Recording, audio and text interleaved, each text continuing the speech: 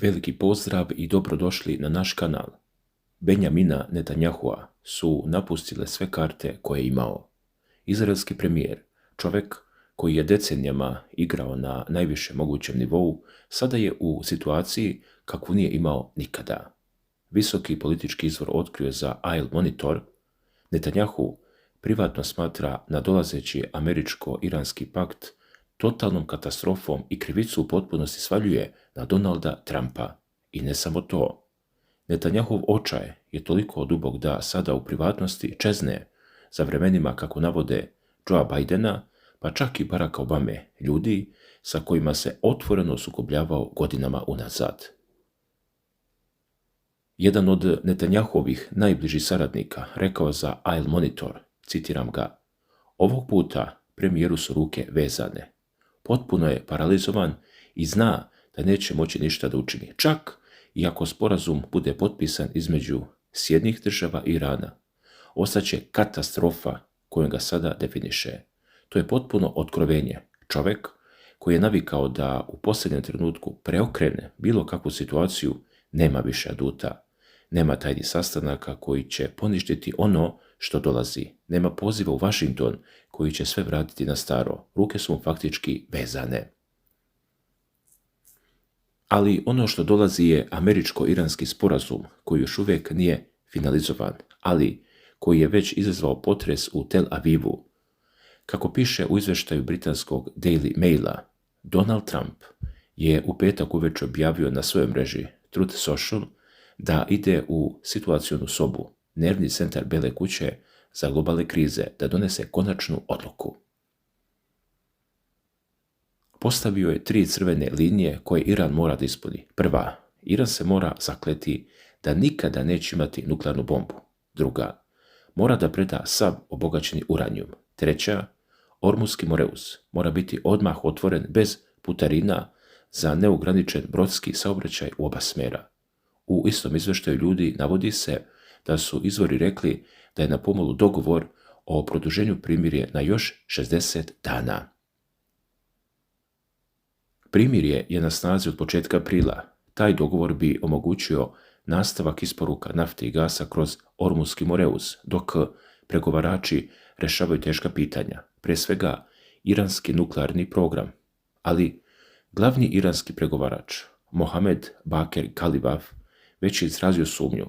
Kako prenosi isti izvještaj, Kalibaf je rekao: "Ne verujemo garancijama i riječima, samo dela su merilo. Nema akcije pre nego što druga strana deluje. Pobednik svakog sporazuma je onaj koji bolje je pripremljen za rat dan posle", tvrdi.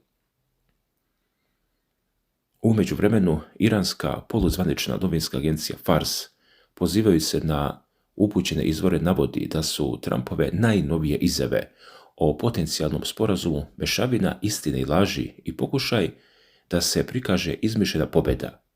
Ista agencija prenosi da su upućeni izvori naglasili ne samo da se u memorandumu o razumevanju ne pojavljuju klauzula o otvaranju Moreuza bez putarina, nego je ta tvrdnja u potpunosti bez odgovora. Ali vratimo se na Netanyahua. Njegov problem nije samo trenutni sporazum. Njegov problem je i ono što je moglo da bude, a nije. Netanyahov najuži krug, kako se navodi u prvom izvještaju Daily Maila, također okrivljuje Trumpa za nešto mnogo konkretnije. Okrivljuje ga što je protračio ono što su izraelski bezbednosni šefovi vidjeli kao pravu šansu za rušenje iranskog rukovodstva. Ta šansa je podrazumevala naoružavanje kurdske manjine u Iranu. Visoki obavešteni izvor rekao je za Isle Monitor: "Plan za rušenje iranskog režima uz kursku saradnju bio je sveobuhvatan i detaljan." Kaže: "Uložili smo ogromne resurse i energiju u njega. Nije bio trik i nije bio površan. Amerikanci to jako dobro znaju jer su bili detaljno obavešteni." Prema navodima ljudi, Trump je privatno podržavao tu ideju u ranim fazama rata, ali na kraju odustao. Zašto? Izvori navode: "Danas sa sigurnošću znamo da je turski predsjednik Recep Tayyip Erdogan uticao na Trumpa da se zaustavi. Ko zna kada će se i da li će se ikada takva prilika ponoviti." Kurdi su, kako piše, bili spremni da pomognu SAD i Izraelu, a invaziju na Iran vidjeli su kao korak ka svom krajnjem cilju, uspostavljanju sopstvene nezavisne države. Erdogan se decenijama protivi bilo kakvoj nezavisnosti Kurda na Bliskom istoku, jer Turska ima sopstvenu veliku kurdsku manjinu. Svaka kurdska država na granici sa Turskom, po njegovom viđenju, značila bi posticaj militantnim separatističkim pokretima unutar njegove zemlje Turske. Ovaj propušteni plan, kako se navodi, sada dodatno produbljuje Netanjahovu krizu. Izvor blizak Netanjahu rekao je za Al Monitor, sporazum između SAD-a i Irana utjecat će na Netanjahovu odluku o tome da li će se kandidovati na predstojećim izborima ili će zaključiti da je vrijeme da odustane u zamjenu za nagodbu o priznanju krivice. To nije mala stvar. Netanjahu se već duže vrijeme sudi u slučaju korupcije. Mogućnost da izbjegne zatvorsku kaznu tako što će se povući iz politike sada je kako izgleda na stolu. A onda stiže i nova dimenzija. Drugi izvještaj Daily Maila donosi informaciju da je predsjednik Kazahstana signalizirao da je spreman da prihvati iransku zalihu uranijuma obogaćenog blizu nivoa oružja, ako SAD postignu dogovor sa Iranom. To je rekao inače Rafael Grossi, šef Međunarodne agencije za atomsku energiju, u intervjuu za Financial Times. Kazahstan već posjeduje međunarodno kontrolisanu banku nisko obogaćenog uranijuma koja obezbeđuje gorivo za elektrane u zemljama članica IAEA. Istovremeno, pakistanski ministar spoljnih poslova Ishaq Dar stigao je u petak u Washington na razgovore sa američkim državnim sekretarom Markom Rubiom. Diplomatska aktivnost se ubrzava sa svih strana i dok se sve to dešava, Netanjahu sedi u Tel Avivu, paralizovan, kao njegov vlastiti saradnik kaže, i gleda kako mu svijet izmiče iz ruku tvrde. Trump je također na svom postu na Truth Socialu napisao i da se mine uklanjaju iz Moreuza i da brodovi zarobljeni tamo možda konačno mogu da krenu kući, dodao je. Pozdravite svoje žene, muževe, roditelji, porodice od mene, vašeg omiljenog predsjednika. I to je nešto, nema razmjene novca do daljnjeg. To se odnosi na iranske zahtjeve za putarinama u Moreuzu, ratnu odštetu ili oslobađanje iranskih sredstava zamrznutih u inostranstvu. Dakle, dragi gledalci, cena ovog rata do sada je ogromna. Globalna ekonomska bol zbog skoka cena energije, jer je Iran efektivno zatvorio Ormuski Moreuz. Cene nafte su petak pale, a akcije su skočile zbog potencijalnog dogovora. To je tržište reklo sve što imalo da kaže, ali za Netanjahua tržište nije uteha.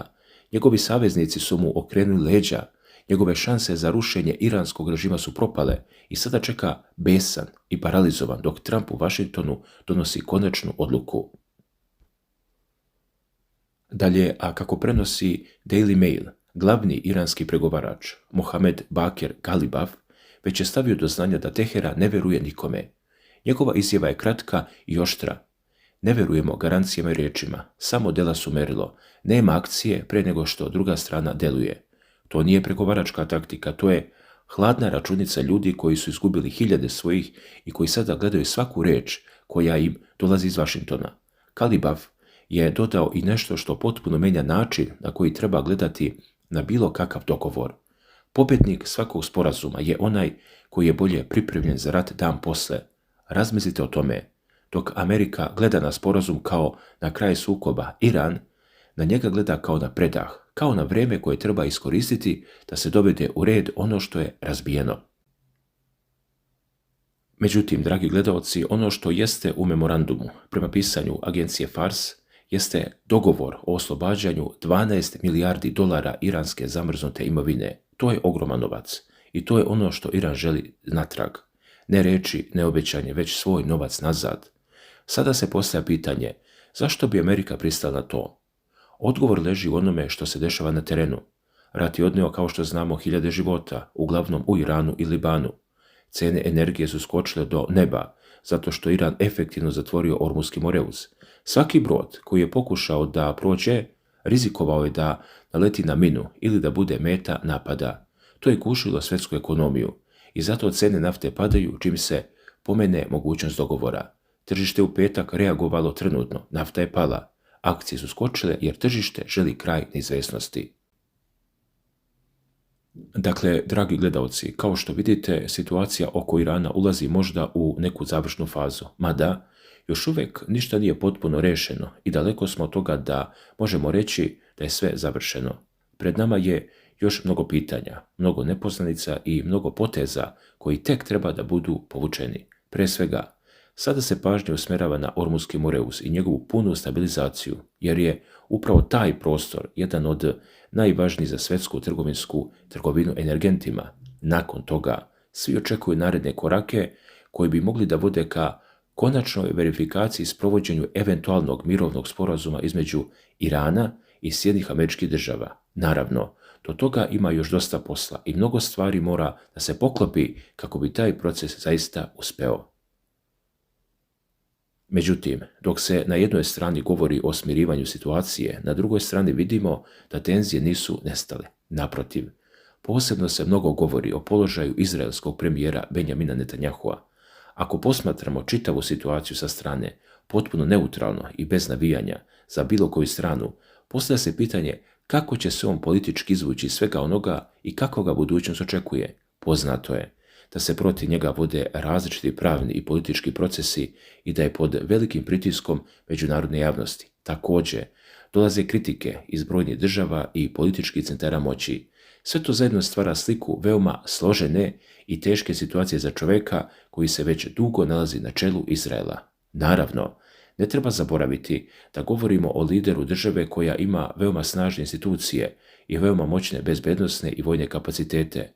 Zbog toga niko ne očekuje da će se bilo kakve promjene dogoditi brzo ili jednostavno. Naprotiv, ukoliko dođe do političkih promjena, one će verovatno biti rezultat dugog procesa i složenih pregovora. Posljednji mjeseci mogli smo da čujemo različite spekulacije, različite procjene i različite analize. Jedni smatraju da će uspeti da sačuva svoju političku poziciju, drugi veruju da će se suočiti sa ozbiljnim posljedicama. Međutim, ono što je sigurno jeste da se nalazi pod mnogo većim pritiskom nego ranije.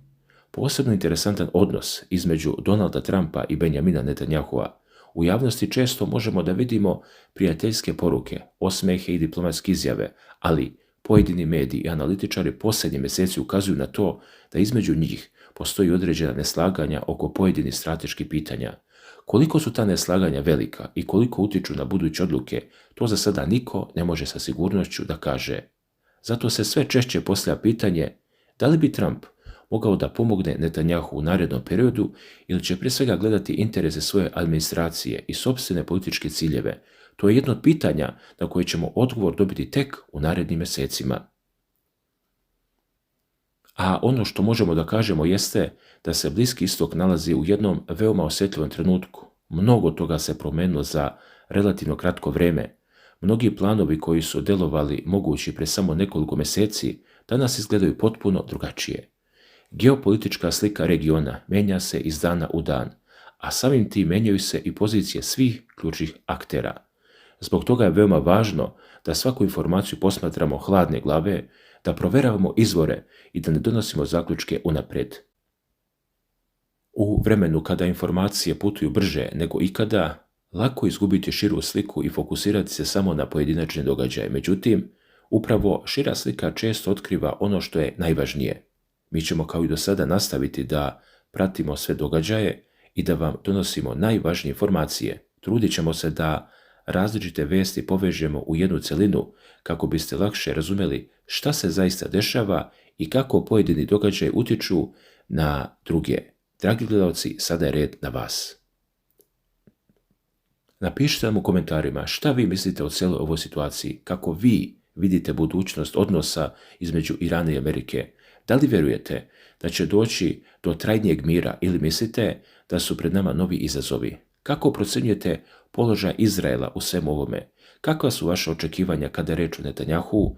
Da li smatrate da će uspjeti da sačuva svoju političku poziciju ili mislite da ulazi u najteži period svoje karijere?